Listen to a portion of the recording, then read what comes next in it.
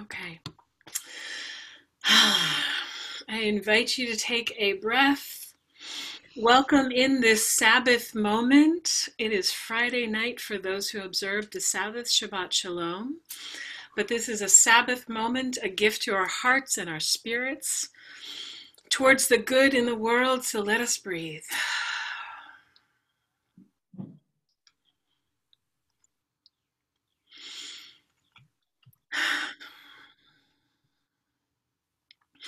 Spirit of life, spirit of love, we welcome in the highest good in our spirits and our intention in this gathering space.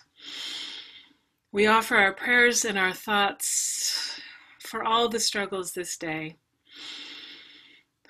As strife and challenges continue to beset many of our cities, we speak the names, we know the struggles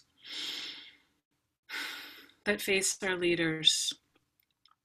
May we continue to do the work. May we continue to be present to ourselves in order to build community, to build that beloved community. So justice may rain down.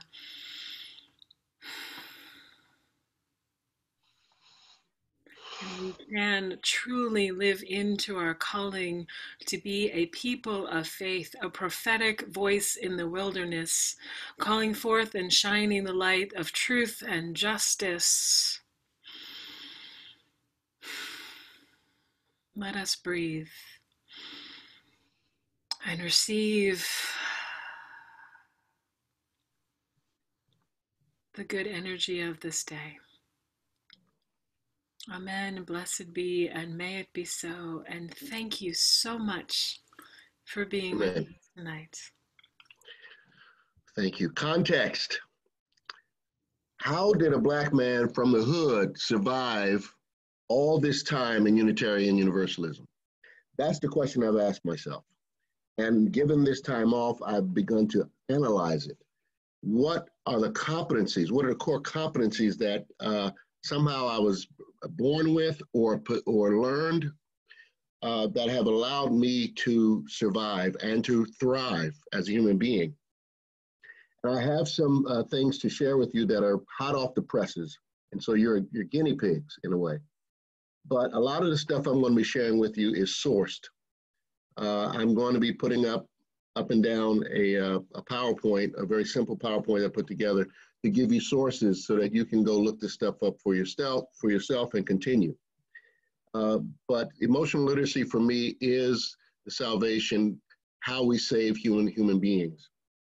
I say that to say is, as I study the world, Gandhi, that whole movement in India, civil rights movement, any human rights movement in the world, when people are saying, I demand to be seen, what we see is one side not being able to see another side, right?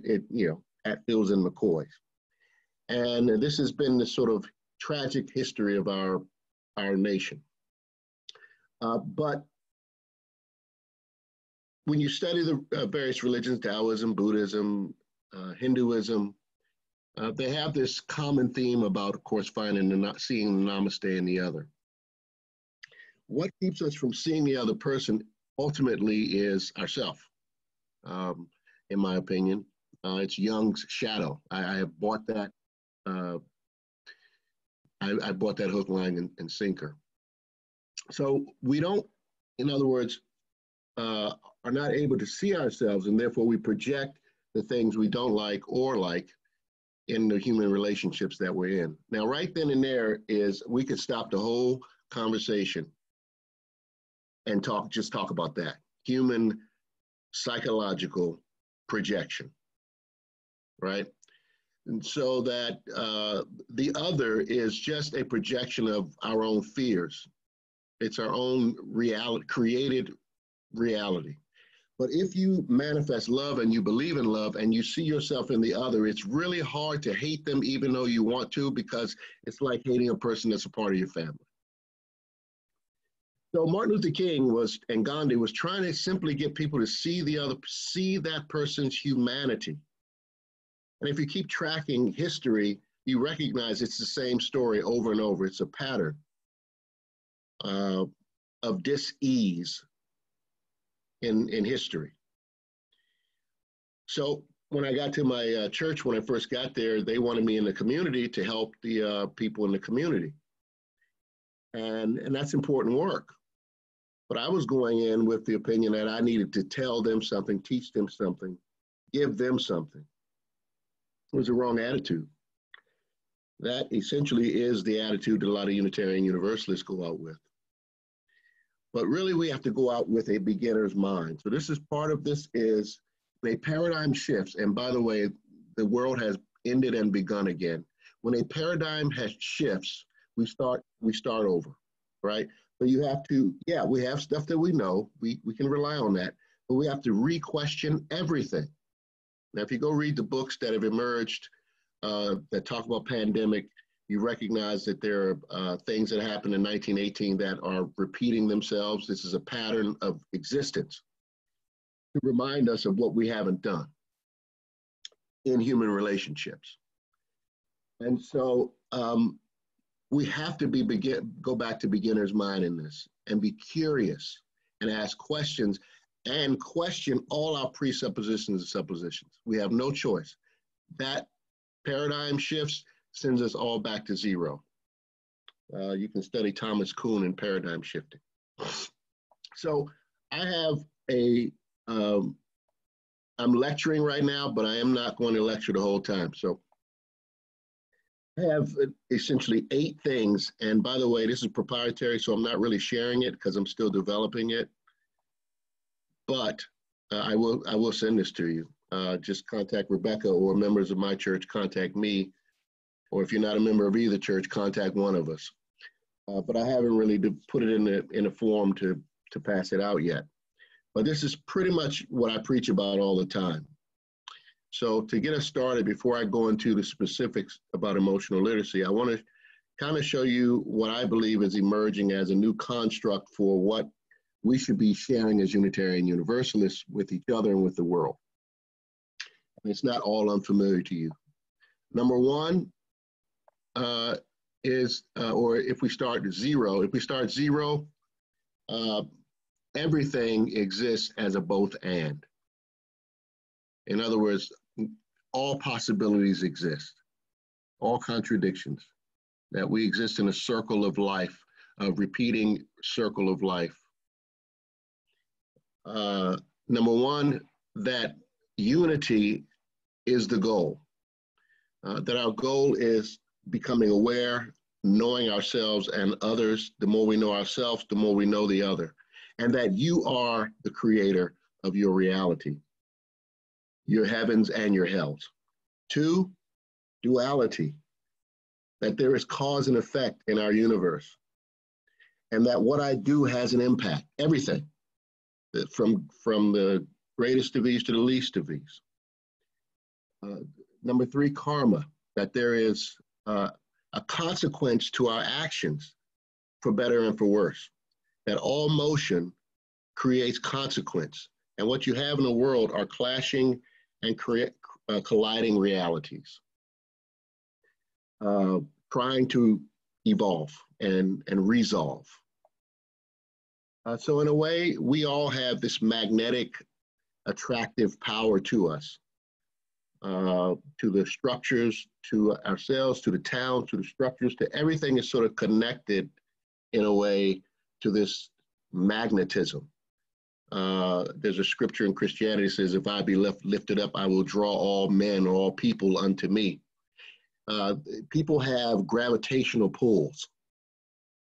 Number 5, emotional literacy, that we have to teach vulnerability, that learning how to express feelings and needs is essential in moving our world forward. And I thank Brene Brown for all of her excellent work in this area.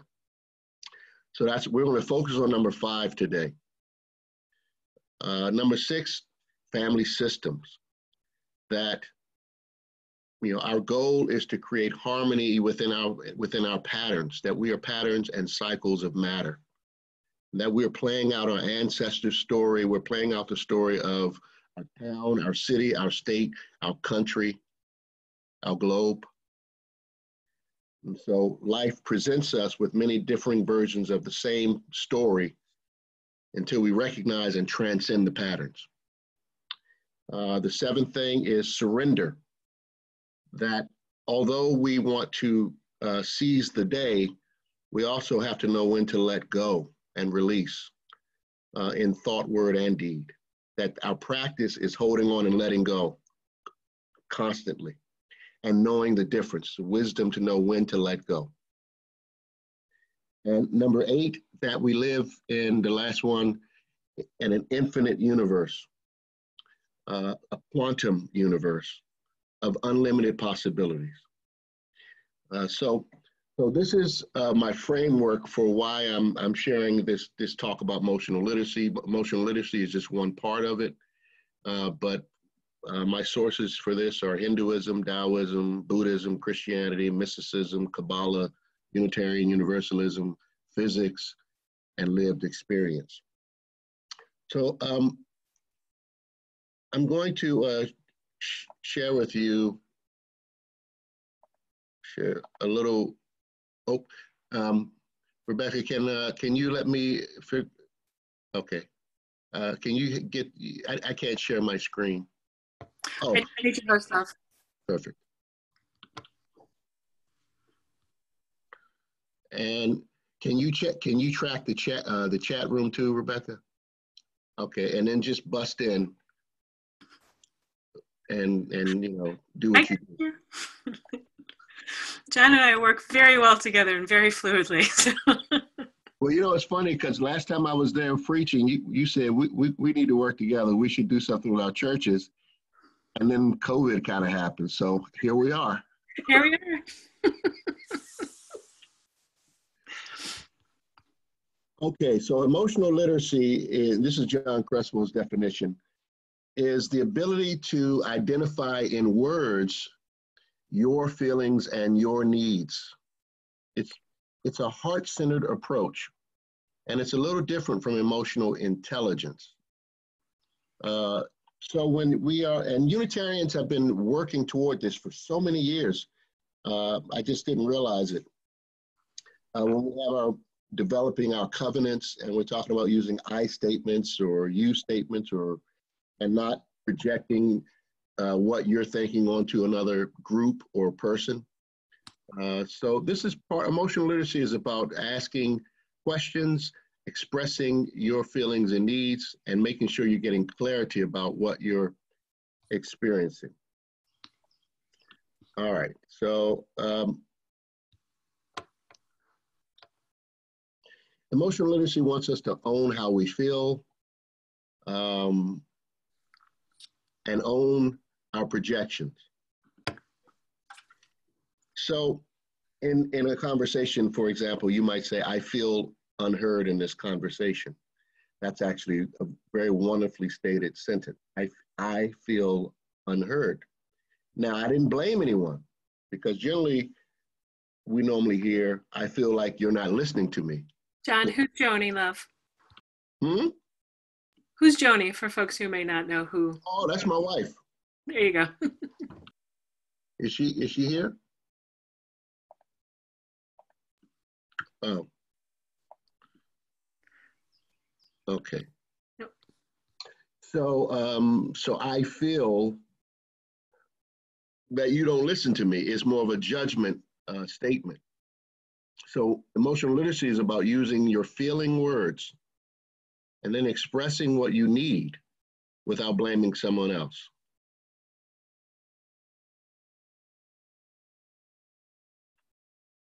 So you could say, someone could say back to you, what do you need? And then you might say, I need to feel heard in the conversation. And then the other person might say, well, how can I help you feel heard? And then you would say, I'd like to share my findings before we're done, something like that. This is very close to Marshall Rosenberg's nonviolent communication strategies, where he says that when you put people on a defensive, you basically cut off their empathy. But if you can somehow engage them in the conversation, then you open up their empathy, allowing for the conversation to flourish. And he uses, before he passed away, he used those strategies to help gang members, heads of state.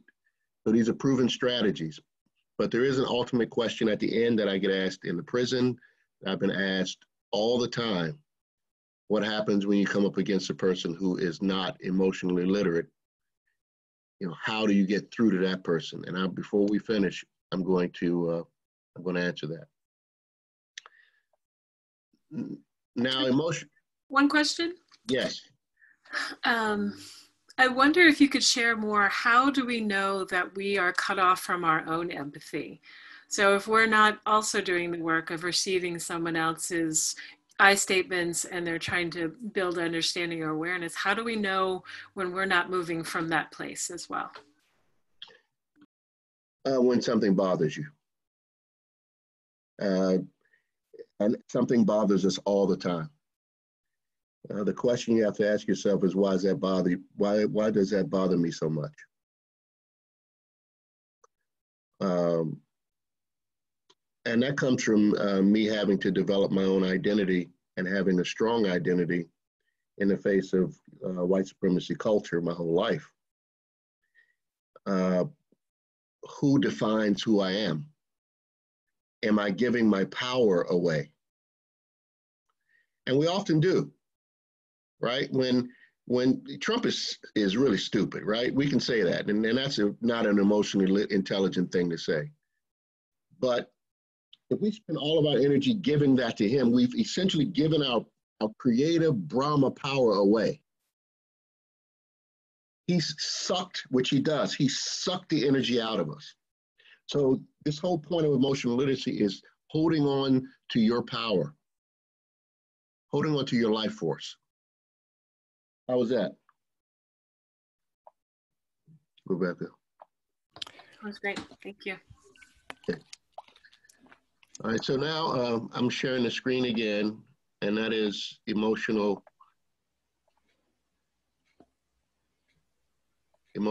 intelligence, just so you get the nuance, the difference.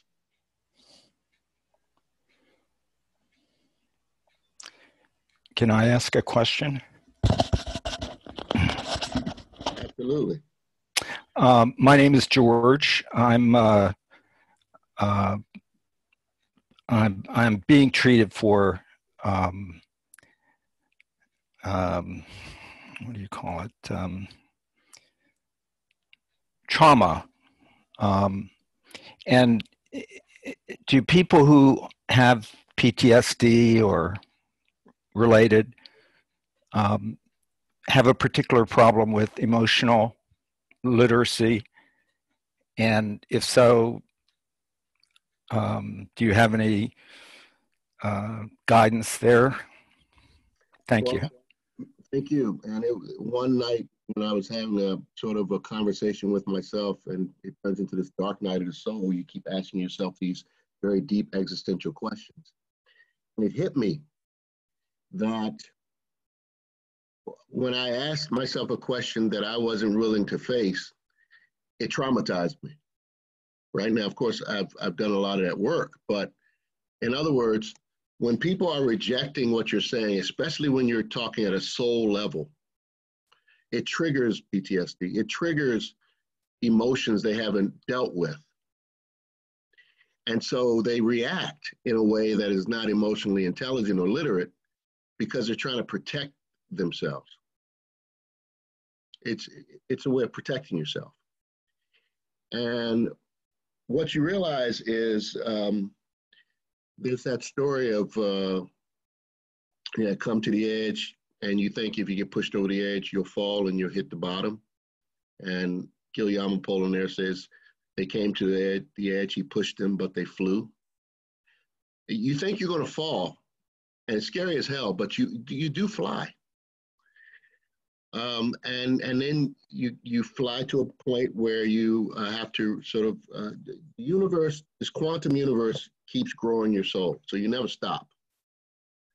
So it is good to take an emotional break. But to answer your question, I think the biggest problem with why people don't embrace this work is because it's soul work. You know, this end, you do this kind of work, and you're talking the end of racism, because ultimately systemic racism is just a large projection of our own self-hate, our own need for our own self-pride, our own self-loathing. And when I came to that conclusion, working with young Black men, which I think the difference for me is having been able to work with people of all generations, young Black men in schools, all ages, white folks, being exposed to all those different communities has allowed me to learn the rhythm of 1 and 3 and 2 and 4. Ha ha ha. I was talking to Sharon Welch today from Meadville Lumber, and you know, she says that's one thing that people of color bring to this country, the rhythm, the 2 and 4. That, you know, white folks struggle with that, right? The feeling. Martin Luther King was the conscience of our nation. That's what we bring to Unitarian Universalism. And a lot of times I recognize that when I was being rejected, it wasn't me they were rejecting. It was now we have a very emotional, huggy, feeling congregation now, but it wasn't that way 10 years ago. It's evolved through my own vulnerability. And them watching me get my butt kicked and keep coming back. Because I know I don't take it personal. I do, because you can't not take it personal. But when I recover from it, I realize it's not personal. So I do take it personal. I wish people wouldn't say things about me that aren't true or that sort of thing, but people are going to project their pain. And the other thing is that we are, many people are intelligent, but they're not, my mom used to say, street smart. They can't read people. Emotional intelligence is about, emotional literacy is sort of the I feel expressing. Emotional intelligence is the ability to read a room. It's the analysis, right? It's more of a study of what emotionally literate people do, right? So when you look at pictures like that, if you can see that, and you look at people's faces, emotionally intelligent people can come in a room, not only can they feel the energy and they respond accordingly, that's a gift I have, but they can see it. Sometimes you read people's faces wrong, but a lot of people who are me-centric and they haven't really understood that they are everyone in the room, they're themselves and everyone in the room, can't necessarily see the larger expression of themselves. And because of that, they become too big or too little in the room. And it's really is a chemistry in entering a room and being in a crowd, right? Hey, John. And finding your space. Yep. So I don't want to take you too far off track, but I have a question from the floor. Isn't hate a motivator, or is it only injustice? Don't we hate the actions of others who do wrong things? Of course we do. But if you go deep enough, you have to be willing to go deep enough into the psychology of the person you hate, and you'll find yourself. Now, for us, we live in the dichotomy, right? It's liberalism versus conservatism, or it's our way against their way. That's a competition. Nobody ever wins. How do you turn that into a win-win? So, hate it. Yeah, I don't hate anyone. Mm-hmm. I'm sad and about a lot of things. Even fearful sometimes, and oftentimes disgusted. But I don't hate anyone. I hate maybe their actions because they know not what they do. So what do? Well, it's the sages say you forgive them. Certainly you set up a society that protects you, but you forgive them. Thank you. 70 times 70, yeah? So This is a little paper that it gives you a quick description of emotional literacy, emotional intelligence. It's core.eqi.org. And Steve Hine, I use his work. It's such a new field. We're not talking about it that much.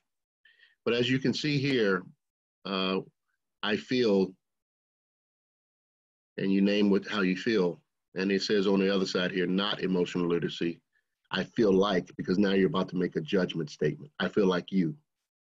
And so to try to avoid that aspect of how you communicate. Then there are these sort of getting in touch with, this may be hard to see, I may have to go full screen, with the feeling words that you can do a simple Google search if you need help with coming up with words, because some of us mostly use, and that's okay, like I feel happy or I feel mad or I feel sad or scared, and that's great, but go deeper and ask yourself why. What are you really feeling? And find what the feeling is. And sometimes you're feeling multiple emotions at one time, and that's okay. The new paradigm is, again, it's quantum. It's not either or, it's both and. And we were raised, your generation, my generation, and you're sad. Well, guess what? Right now in this moment, I'm blissful, but I'm also sad because of what happened in Minneapolis, as you are. So I'm both. I'm not either or. Don't box me in a corner. And so I need words sometimes to express how I'm feeling. And these are even more words.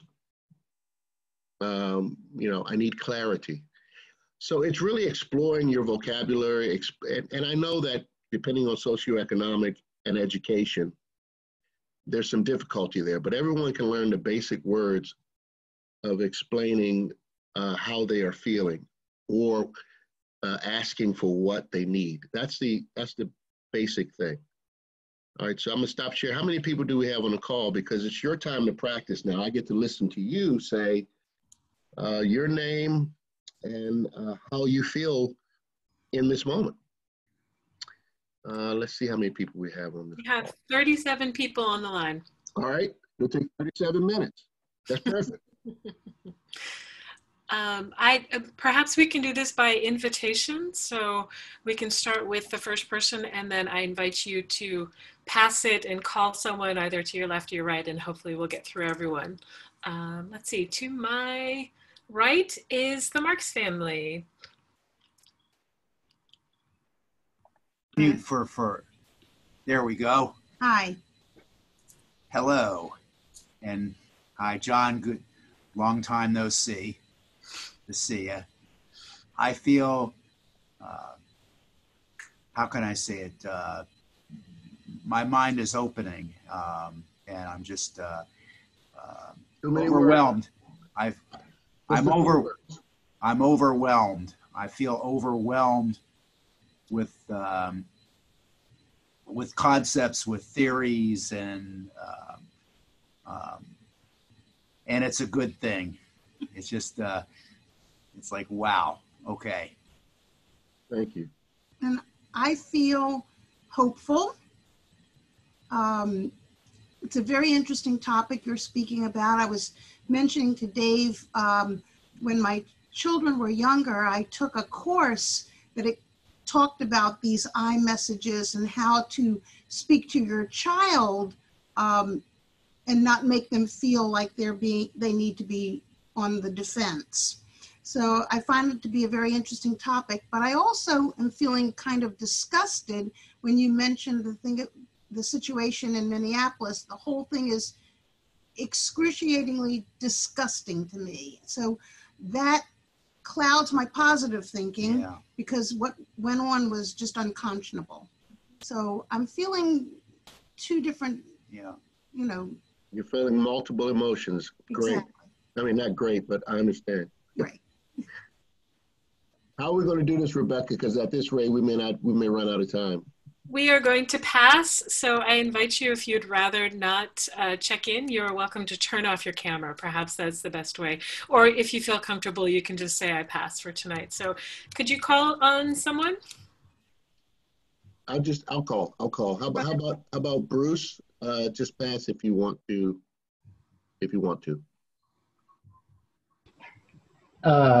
Good evening, everyone. I feel very curious, and at the same time, I feel a bit overwhelmed by all of the words which describe emotions. I like to simplify it and say that there are two emotions: that there is fear and there is love. Amen. Stephanie. Yep. You calling on me? I am. Oh, okay, great. So I'm feeling sad about what's happened. And I'm also feeling hopeful that maybe, God willing, things will change this time. Please. Thank you. Rebecca, you want to just pick some out and then we'll go back and forth just to share the space? Sure. Thea, John? To meet the Reverend because we've never met him before, and we're very open to learning. Awesome. And I'm feeling a lot of different things, including ranging from curious to very excited. I mean, I have some of the despair emotion too about the world, but this assemblage tonight is very exciting, and I feel kind of ignorant. This isn't my strong suit about sharing, but I'm very interested in it, and I appreciate it. Thank you. Lisa? Hi, I'm Lisa, and partly I'm happy it's Friday, and I've just finished a work week, so it's like, yay, I'm very interested in this conversation, and glad it's happening. And of course, I have the overwhelming sense of despair about, will we ever become a society that lives up to our values as stated in the Declaration? Amen. Stephanie K?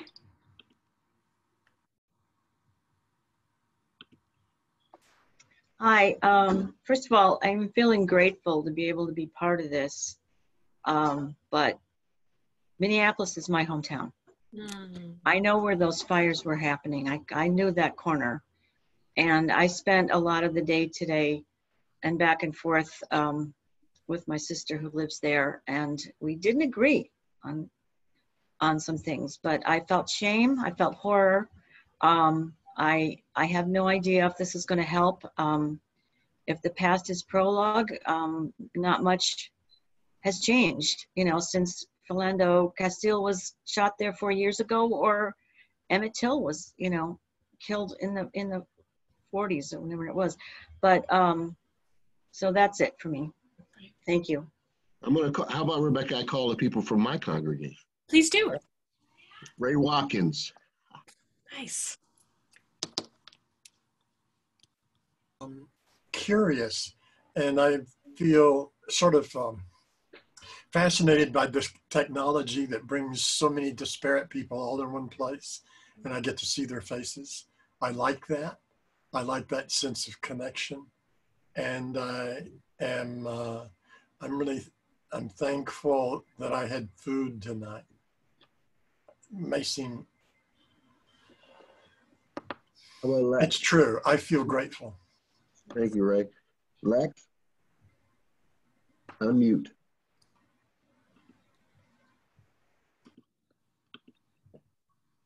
Hello, I'm Lex Robertson and I am a member of the Annapolis UU congregation.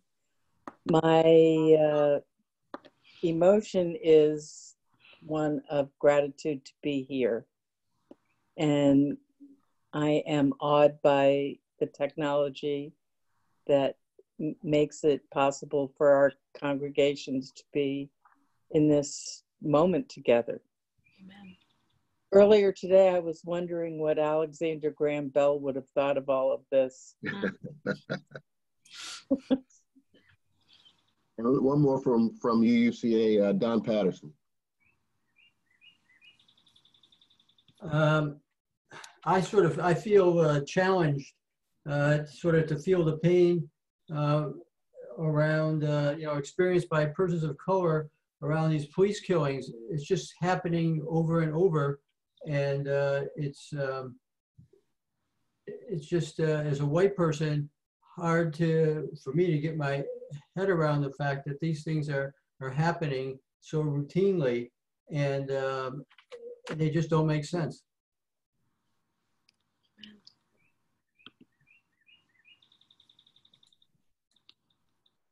Haley?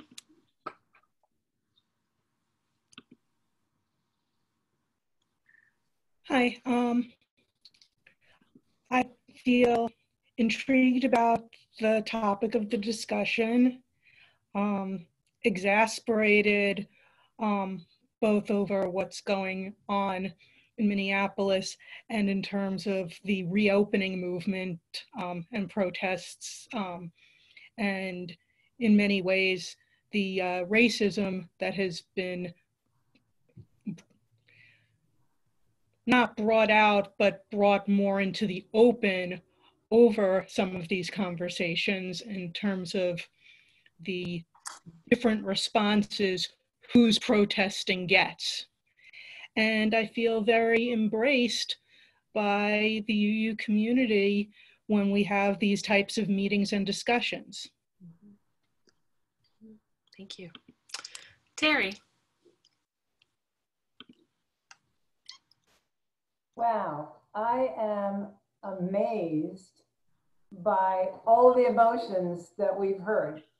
I am amazed. There are some fabulous way down below the big words that we've heard. I'm feeling rather exhausted by all the death of our people in the world, by the pandemic and by the repeated death of people of color by cops. So that's me. Thank you. Fran. I'm feeling relief and gratitude for this work. I've been working on this kind of stuff over the years, and John, you're bringing it to new heights for me, new challenges, and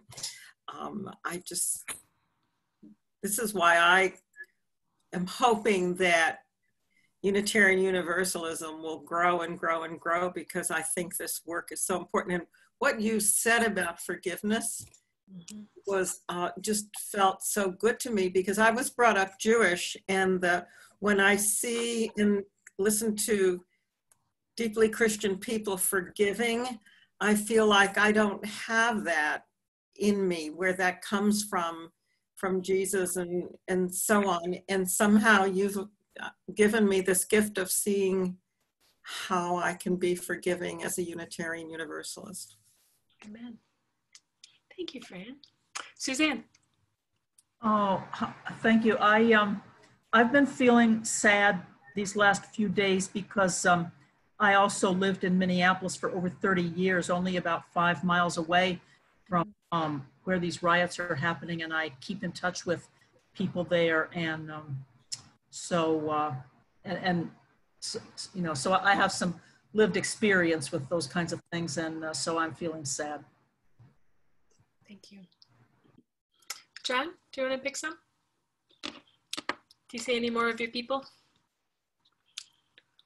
No, I do see, but they're the camera's down, so they're saying keep going. I see good. I see one. Go ahead. Latisha. Latika.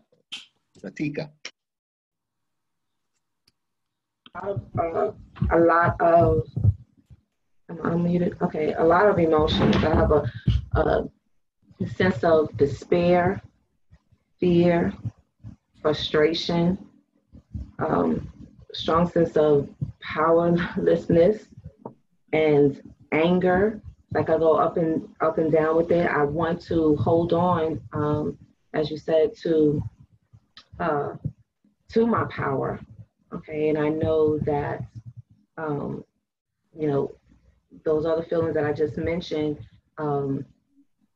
you can't really get it anywhere, you know, strong having those feelings. But I can tell you, just having this session right here, even though at times I have that sense of despair, seeing all of you here and hearing how you feel and your emotions, I do feel hopeful and thankful that you are here and that we're having these conversations, because it means that that I'm not alone in my thoughts.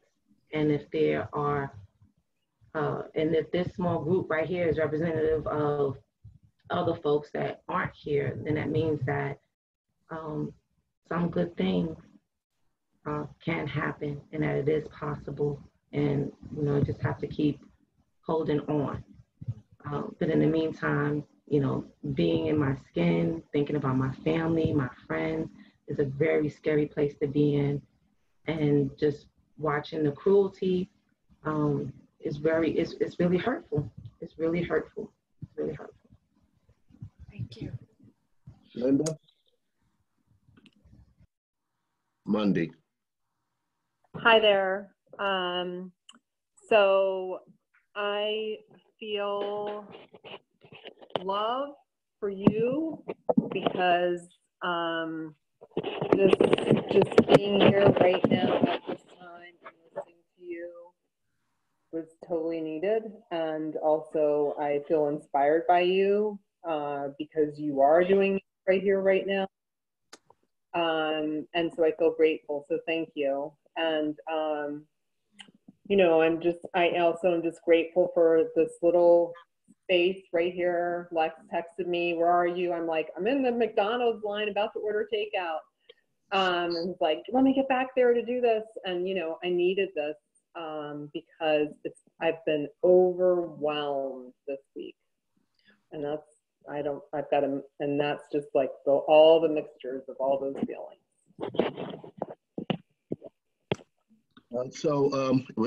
Sorry, Rebecca, there may be more from your side.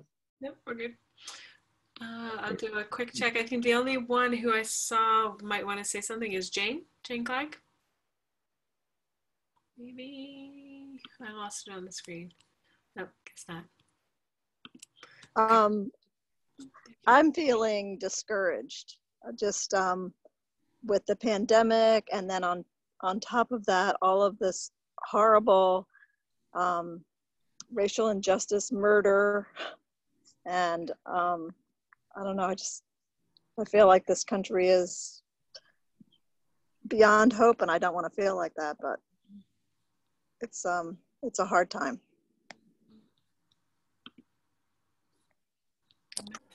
I'd like to state my feeling, if that's okay. Go ahead, George. I feel hopeful and positive in a way, but also like a guy in the desert who needs a drink of water, because the subject is something that I need a lot of improvement in. So I guess my feeling is wanting to, you know, I'm curious, but I realize how deadly serious it is. Thank you. Amen. Thank you. Welcome. As we say for our worship services, bring all of who you are into this space. So thank you.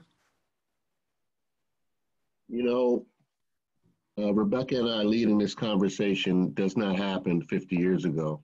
Mm-hmm. That's right. And people suffered atrocities then too. People are suffering atrocities right now, like that we don't even know about.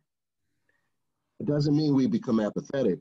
It just means that the human organism, the world, the globe is, and we have to do all in our power, certainly, to decrease suffering. My mantra is not do no harm, because a lot of stuff we do with it, you know, as a first world country, we don't even, you know, we do harm that we don't even know about. Right. But try to do less harm in your daily interactions. recognizing the impact that you have from the micro to the macro. So I often recognize that, this is not a coincidental moment for me that Rebecca and I are leading this. This is historical to me. So when I look at the despair in the world and my heart grows numb, cold, I become frightened. It's not, I have to be willing to look at that, but I also have to be willing to look at the other parts too. So it's, again, it's not either or, it's both. So if I'm speaking theologically, God is good and God is evil. Or the Lord giveth and taketh away, blessed be the name of the Lord. This is the surrender. This is that acceptance. And for white people, there's a sense of have to control it, and that's needed, right? But again, the world has operated on 1 and 3 musically, and it needs to learn to flow to 2 and 4. And what I mean is we need to see return to the way we lived, not fully, because everything's about synthesizing, right? So we have high technology, and then we have ways of living and being in community that have disconnected us. So we need some sort of middle path that brings past and the future and present together. That's what Unitarian Universalism should be promoting. We don't reject education and technology. We don't reject people who like whole milk or, raw food or whatever it is, that, vegetarians and this sort of, but it's a merging of both worlds to create a sustainable planet. If you're imbalanced, meaning you begin to believe that your way is the way, that's the danger. So one tyranny eventually can become another form of tyranny. So liberalism has to be careful that as it creates, it's not now becoming what it hated, right? This is a debate with, and the only way it can do that is if it engages its feelings. It's engaged in, it's sort of connecting the brain and the heart. So we've got the brain covered. We got left brain covered. We got to open our heart. And so how do we do that? How do we do that as really smart people when most of the world is not very smart? And how do we do that with humility when I know the person has probably not read as many books as I have or seen what I've seen? Well, I go back to my notes, and that is that, yes, you may be the expert, but don't rub it in. You don't need to prove how smart you are. Just be present. Lead with your heart. And remember that a person's reality is their reality. It's their reality. If they want it, don't try to take anything from anyone. That's the problem. That's old paradigm. The magnets will find each other. Your people will find you. You promote your message, share what you need to say. Don't tell. Let people have their own construct. The universe will work that out. Everybody's going through their own dark nights of the soul. Effective communication. By the way, these are Cresswell 101 survival techniques in white supremacy culture. I'm giving you guys some really good stuff. Oh, wait a minute. I lost control of my device here. Hold on. Yes. Be okay with not winning. The one thing Rebecca and I do so well is it's not a competition. I know she's brilliant. She thinks I'm the greatest thing since sliced bread. I think she's the greatest thing since sliced bread. It's not a competition. And we've grown up in this culture where, because, you know, it's all about like, you know, you go get your degrees and you have your multiple degrees and now you're important. You were important before that. You don't need those to make you feel important. You've given your power away. So a lot of this is claiming our full humanity, claiming our I am. I am. I am an expression, a creative expression of the cosmos, as is everyone. So if someone in their rudimentary way, in their what might be perceived as even ignorant way, is expressing themselves and their understanding of the cosmos, how do I move them? Well, I express through my own understanding, not using, and using my I statements. Any questions? And I'm just going to run down the list and then we can just ask questions. So I have a bunch of stuff here. Now I'm going to pull from the great courses, effective communication strategies, and some of these are also my mixed in strategies as well from my own experience. So I've said surrender, let go of the outcome. Don't try to win. I would also recommend books by Robert Cialdini.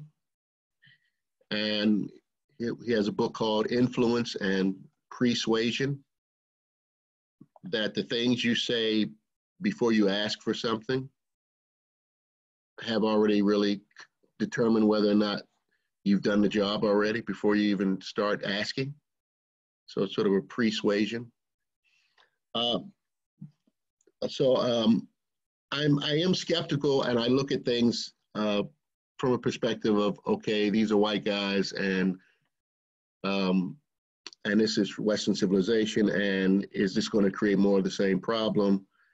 But one thing I want to tell you white folks on this call is that being white is not a sin, nor is white culture, right?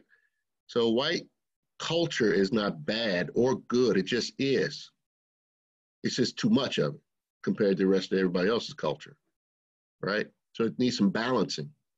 And all I'm talking about in this conversation is balancing relationship, balancing power, balancing the way we understand each other. So I like Robert Cialdini. I think his work is really, really good. And his book Influence and his book Persuasion. All right, so from this course, here's what they say. Oh, it's not from the course. This is about race conversations about race and emotional literacy. All right. When you enter the room with a racial conversation with people of color or white allies, the rules of engagement are different. It's not the same. Unfortunately, most people bring their conflict resolution ideas into a race conversation. It's a different construct of understanding. So you really have to get in and learn how the conversation is had and unfolds, and before you can begin to express how you feel or what you need or how you think things should be, which is why a lot of calling out has happened. Rebecca. Unmute.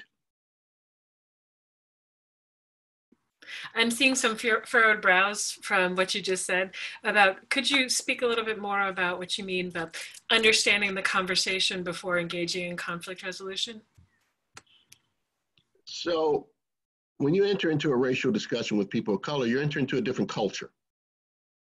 And you're talking about, certainly many Blacks and African Americans in America have been acculturated to Western civilization, but there's still the nuances in culture, right? There's different ways of communicating. You're entering, especially if there are many people, if there's several people of color, you're entering 2 and 4. You're moving out of 1 and 3. And if you bring that energy from that into a 2 and 4 conversation that is flowing, that is body, that is energetic, that is more confrontational, you will overprocess and begin projecting your own insecurities because you've misdiagnosed the situation. So the best way to come into that situation is quiet as a beginning mind. That's the best way to come in every situation, quite frankly. Right. You're reminding me of the Zen story about the master that says, how can I pour into your teacup if your cup is already full? So the empty mind is about, quieting the assumptions, quieting the expectations, quieting the presumed knowledge in order to be filled. And so thank you for clarifying. Someone needs to, but if we think we need to prove ourselves, then the question is, why is this bothering you so much? That's for everyone. That's even for people of color. Why is this bothering you so much? Have you over-identified?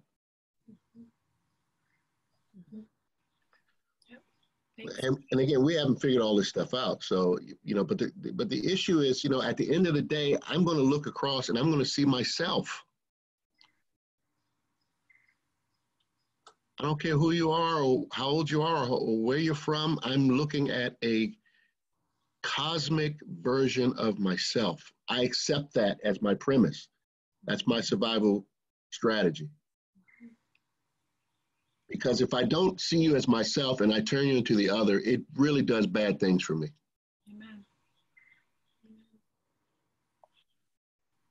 All right, so rules of engagement. I said that about the race thing. Okay. Listen to hear or risk, or you will have a higher risk of distorting the message. That's what communication is all about. Message, trying to get a clear message across. One of the techniques, even though it could be charged in certain contexts as mansplaining, if it's a man saying it, it is a good practice and technique to ask to repeat back to a person what they've said and ask for their clarification before you move on. And if you can't get past that, then no, you're not going any further. Because the distortion just gets worse from there. So that's one technique, is to ask clarifying questions and repeat back what the person said and get them to agree that that's what you heard, or etc. All right, so let's see. I'm gonna go through these. Beloved Joni is on the line. He's been here spying the whole time. Hi, Joni. Okay, another strategy. Imagine that you're looking at yourself when you're listening. Imagine that you're looking at an aspect of yourself talking back to you when you're talking to another person, no matter who they are, race, shape, size, or color. Don't try to fix, just listen. And ask them if they like your thoughts before you just give your thoughts. And be prepared to hear them say no, and don't be hurt about it. You're going to be hurt, but brush it off. Humans don't like rejection, so it's going to hurt a little bit, but just brush it off. Don't take it personal, although we do take it personal. But ask. Part of we give a lot of our we give a lot of information that people don't even want. And what's that about?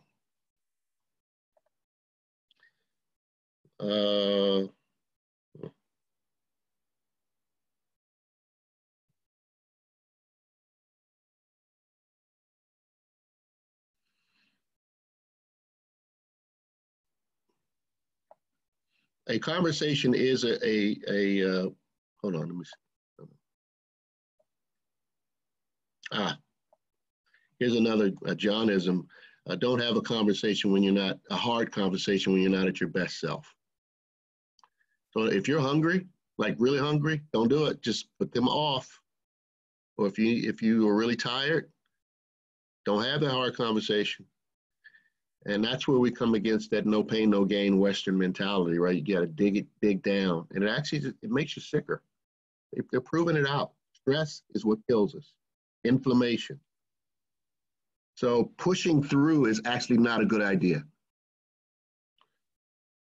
Now, that is at odds with some things, right? You're trying to push a piece of legislation through.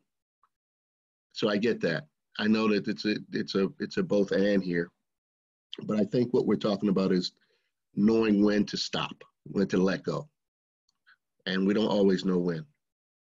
So and all these, I'm a saint and a sinner with all of these. We don't know how. We don't read body language as well as we could. And it's too many of you for me to read your body language, but that's that whole idea of going in a room and recognizing what's happening in that room.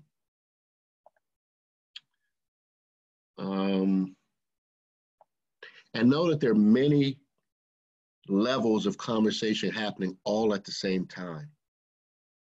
Multiple realities and stories. So you have this one common story that's out there, right? The one that everyone's reflecting off of. There's all of these other stories that impact what comes out.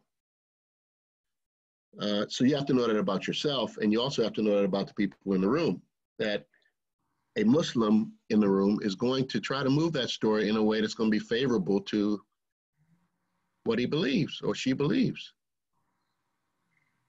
That's okay. That's their reality. And we're moving it in our direction.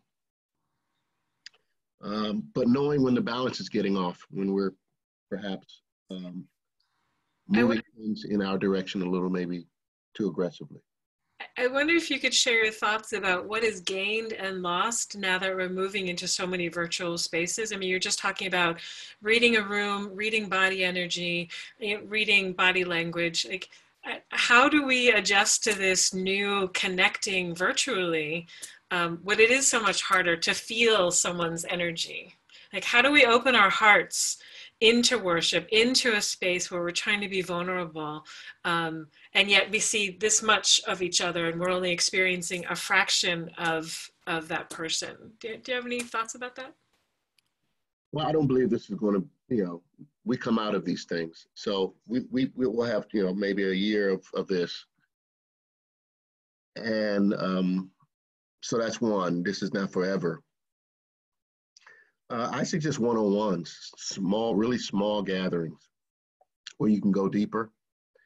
I mean, worship is corporate, right? So it's going to be what it is. But I think this is an opportunity to do small group ministries in a way we haven't done. And with Soul Matters, you all use that too? I mean, you think that the emotional literacy people conspired with them because it's taking our religion right there. It's talking about what does it mean to be at the threshold, of something, to be a people of compassion. It's really getting us in touch with how we feel, and one-on-ones is what I think, Rebecca. Thank you, Daph.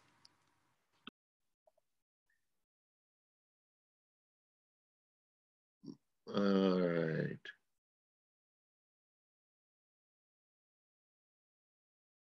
I've covered everything except for the one question that the brothers in the Jessup asked me, who practice nonviolent communication. We use a book called Houses of Healing, and it's about stress management. And of course, in prison, it's a different level of stress. And they were basically saying, we are practicing this stuff. We believe in this purple book, but the guys we're working with aren't. And it's hard. And I want to revert back to some of my old ways. They're pushing me. And I've been sitting with that. I didn't have an answer for him. I just kind of looked at him. And he didn't ask for an answer. But I told him it's hard. So I think I wrote something, and I'm curious to hear your thoughts on this, based on what we've talked about. What happens when you use these strategies with someone who is totally emotionally unavailable and not heart-centered? And I wrote this: I hear you. I guess I could understand from your perspective how you might feel that way. I do not share that same experience. Maybe I will understand you. Maybe I will come to understand it better in time. Or if you're in a conversation and you're being prodded, pushed to your breaking point, you might go off. You could say, I need to excuse myself from this conversation. Or can we switch topics because what I'm hearing is triggering me in areas that I'm still processing. You got to own the language and not project it out to it's not their fault. It's not their fault that you feel the way you feel. So that's all I got. We have a question, John. Is there something to be said about the relationship between emotional literacy and my relinquishing my power?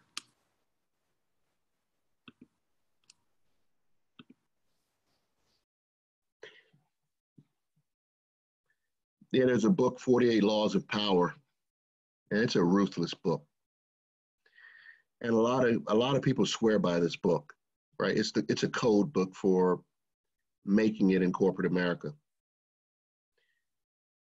And it says that every relationship is a power struggle, that everyone is trying to win in every conversation. And I guess you could look at it that way. Or you could just relinquish that.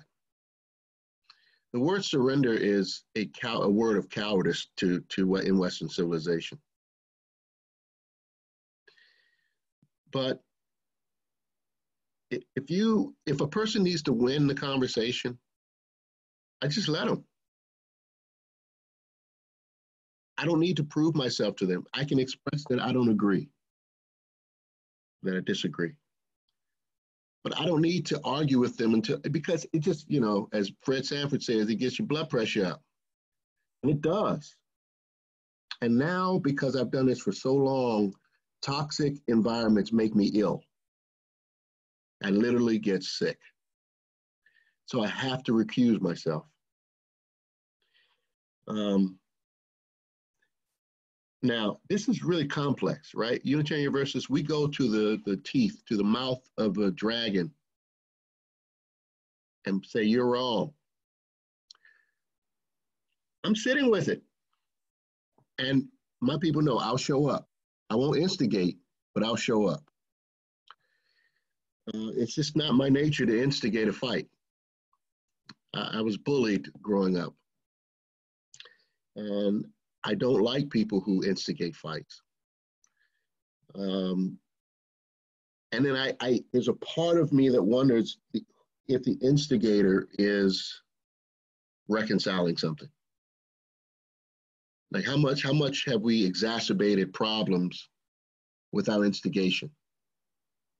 And how much more could we fix yourself, fix the world? Well, it's too simple like that. We got to go, I don't know about that anymore. Inside, outside. Well, it's both. Okay, yeah, it is both at the same time. It's both. Inside and outside. But Unitarians go outside, then inside. That's been my experience. And I went to the schools to teach Black men about emotional literacy. And there I'm realizing that the administrators in charge of them were emotionally unavailable and unintelligent in terms of how they were expressing. And then, of course, they would say to me, as my mom, who was a teacher for 50 years, said, this is the way you have to talk to them. And then it's just like, well, that seems like a really messed up situation. It just now is a loop, a pattern that will keep, it's until it's broken, it just will keep doing what it does. But I discovered that that the grown-ups needed as much as the kids, maybe more. However, when I watch TV now, the young directors, the TV shows, I am seeing a new language emerge that I would call emotional literacy from the newer generations. And no, they won't save the whole world. It gets incrementally better, but we're always working on something. But I do see a difference in the way people communicate. In fact, we're behind. You use our behind. We're using the old model of communication. It's sort of top down. We know that we have the answer. We need to teach you. So it's really complex, this stuff, and that's why I have to call myself to humility over and over, because I just don't have any answers. Yeah. Thank you. Question, please say more about the new model.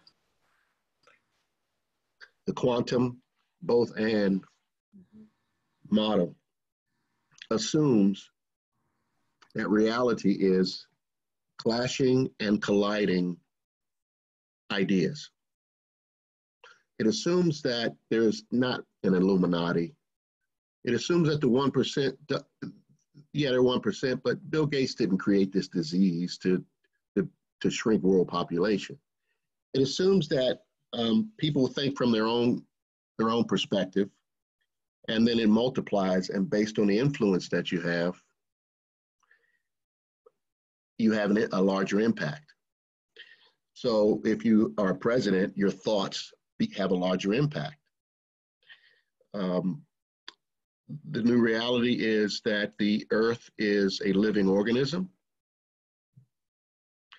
that it's going through its own cycles of death and rebirth, that we are part of that process. And that history repeats itself in a way, as a way of repairing what I call karmic blips, which is why you should now look at history as, if there's a new book out, Sharon Welch was telling me about, who's retired provost at Meadville. She was listening to the sermon on Sunday, and she said, she thought I had read this book, but I just study patterns. And I guessed that 1918 and 2018, 2019, 2020, it's not perfect science, would probably have some similarities. And I said, Sunday, guess who was being blamed for the epidemic in 1918? China. And then she told me today there's just all these parallels for 1918. But what emerges after that was just all kinds of new constructs. Literally, a new world was born. Now, I knew that because of sort of the 2 and 4 feeling, right? So what I'm finding is that physics and metaphysics meet. They don't, right? Physics is the sort of rational way of finding it. And then the metaphysics, when the feeling, the concepts, the numbers, the spiritual stuff, they both are actually coming to the same conclusion. And Unitarians have separated, and Western civilization has separated all of these fields: chemistry, biology, sociology, physiology, spirituality. But go back and look at what Joseph Priestley and what those guys were like. They were scientists, they were biologists, they were theologians. It was one science, because it is one science. So if you want to understand the unity of it all, you have to look at it as one thing. That's the new reality. That's the new construct. The younger generations do not care where it originated, whether it came from a church or a mosque, or they just are taking the information from this World Wide Web and are distilling it and putting it out. And it's beautiful. So I have hope and despair at the same time. Flow and dance in the both and, the quantum dance. So we have about 10 minutes left. If you'd like to, you can raise your hand on the screen, or actually Kate in the Zoom if you'd like to raise your hand. One question, what is the title of the book on the parallels between 1980 and 2020, please? All right, I'm going to my email. Thank you for asking that. It's called Pale Rider, the Spanish Flu of 1918 and How It Changed the World.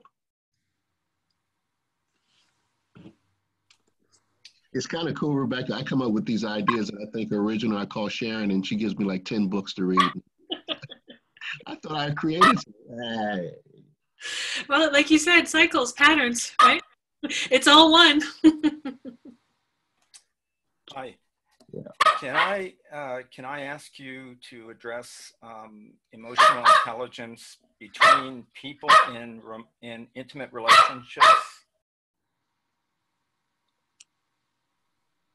Man, this time more than ever. I mean, Joni and I have a really strong relationship, my wife and I, but it's my second marriage. I'm being vulnerable right now. You're not supposed to do that, right? You're not supposed to tell people your business. Why not? I'm not ashamed. And I assume, because I'm a micro of the macro, that if I'm having a difficulty in my relationship, it's probably happening in a lot of places. We were having a miscommunication.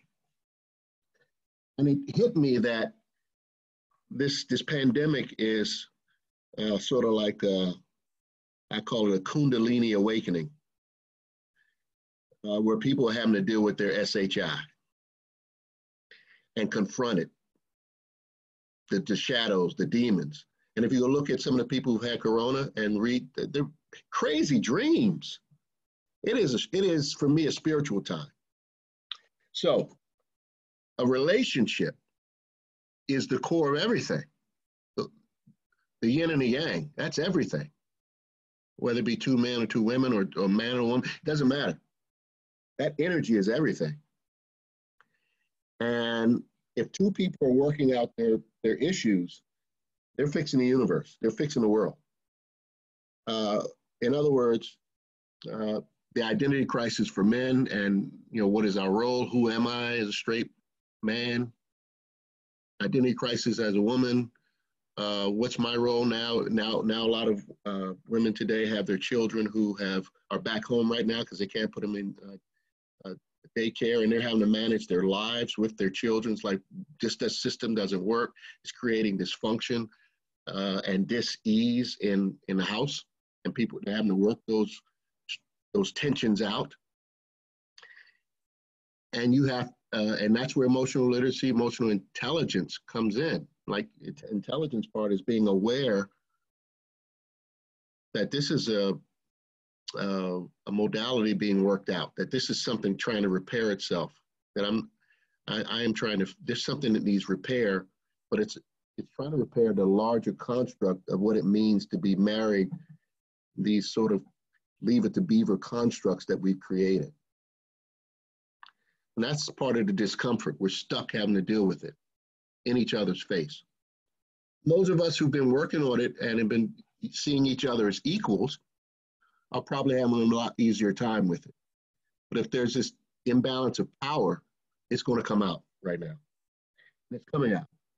Apparently, issues of domestic violence are up right now. I'm not surprised, and I'm not happy about that. But if people are using their physical hands or voices to get their point, well, that's about winning and control. And to me, there's only one sin. And the knowing, when you know that you are taking a person's free will away, that is probably the worst sin. If there is a sin, that would be the worst one to me. Like knowingly taking away a person's free will to think, to explain, to be, and just totally dominating them. And that's being worked out right now, for better and for worse. And John, I wonder if I could ask a question on the other side of that spectrum. So dominance is on one side, but there's a strain within us that also speaks to that toxic individuality, the exceptionalism that is communal, countrywide, but also how we live our lives. I need it for me, so therefore I need to prevent you from, but just that hyper self-reliance. And how do we start to have awareness within ourselves? Because, you know, we got a lot of strong people who are like me, I'll tell on myself, army of one, you know? So how do we cultivate our emotional intelligence about being more interdependent? Yeah, I'm an introvert too, Rebecca. I don't like people very much either. I love them and I don't like them at the same time. So I'm just wrestling with that. I like being around my people at this age. I don't like being around spaces of people that I'm not comfortable in. But the universe, will put me in those spaces, will put us in those spaces to learn and grow. I don't need to look for them. They will come because I'm open to it. But yeah, I'm still wrestling with. It's clear that Unitarian Universalism's rugged individualism is gone over the edge. Mm-hmm. And that's the other dark night of the soul. If you keep playing out the trajectory of human evolution, it just looks very lonely and disconnected. Mm-hmm. And it just doesn't feel good to me. Mm-hmm. At the same time, Rebecca, community is good too. My experience in community was traumatic growing up. A lot of people's experience in their families was traumatic. So there's this wanting to pull away and rip away, but also the need to stay. It is really torturous. Mm-hmm. It's this want to pull away from it because you want to become the I am, so to speak. But then the need for that level of comfort and homeness. You feel at home when you're in a community. So I think the new era is presenting us with finding your community, not your family that you were born in. Because quite frankly, families are some of the most destructive family systems. You study it's like Jesus. Family it can be quite destructive. Even the families that we consider to be like the best example of what we think family is. You go delve into it, you see the manipulation and control and the lack of free will, you see the problems. Well, I think what people are doing is they're individuating to create their sort of who I am, and then looking for communities that represent who they are. And that will become, I think, sort of the next iteration as we move toward beloved community. I want to say this too, is that I believe that we're in is what it is. It's a cause and effect system. I do believe we can build it in such a way that like Newton's cradle, that if we were more gentle from this side, that it won't be as difficult on this side. So do less harm, that we can create a world that will be more kinder and gentler, as the Bushes used to say. Compassionate capitalism. Amen. So I think we're almost at our time. It's just a few minutes before 8 o'clock. Thank you so much, John. As always, when you came and preached to us a couple of months ago, you sparked that the outer edges of our understanding and awareness, and you push us to really wrestle deeply with that quantum understanding of the world. And you always are inspiring and touch my heart. And thank you for sharing this time with us and all these wonderful people. And welcome to all of the UU Annapolis folks. Thank you so much for being with us here today too. And Rockville, thank you for showing up. It's so great to see you. And John, do you have a final prayer you'd like to share for us? I'm pretty exhausted. Do you have time for another question? Very, very brief one. A brief one, okay. A lot of what I'm reading nowadays about mindfulness is if you're always comfortable, you're not learning.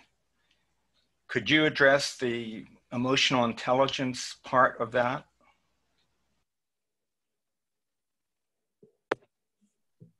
I don't think you can live in this system and not be uncomfortable. I don't assume because a person has $1 million and lives in a mansion that they're comfortable. their mind may be tortured.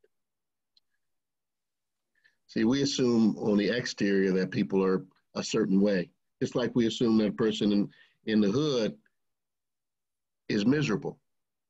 That wasn't my experience in the Philippines.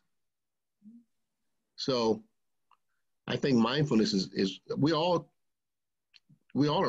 spend time in our own heads. That's where we are most of the time. Mindfulness is important, but we don't, I mean,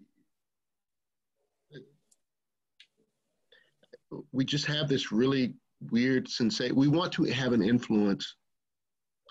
We want to have an influence on our relationships, but I think we get stuck with trying to fix and look for problems, and they will come to you. What you need to learn and grow from, if something is presenting in front of you, whether it be a social justice issue or a personal thing, it's there for you. You don't have to go looking for it. My belief. Amen. I see it on your face, love. Thank you all for being with us tonight. We send bright blessings your way. May you receive deeply the wisdom or insights you may have wrestled with tonight. May it spark many deep thoughts and make a connection. Reach out, drop us an email if you have any other questions or if you'd like to see John's slides or some summary. I saw some folks taking notes, so please feel free to share those with me or Reverend John. And let's continue to talk. This is holy work. We only heal the world by healing ourselves first. So thank you for showing up. Thank you for shining your heart and opening your spirits to transformation, because that's how we make it better. So, amen. Rebecca, thank you. Thank you, everybody. Have a good night. Welcome. Have a wonderful night, everyone. Bye, bye, bye. Thanks for being here, everyone. Good to see you. Good night, everyone.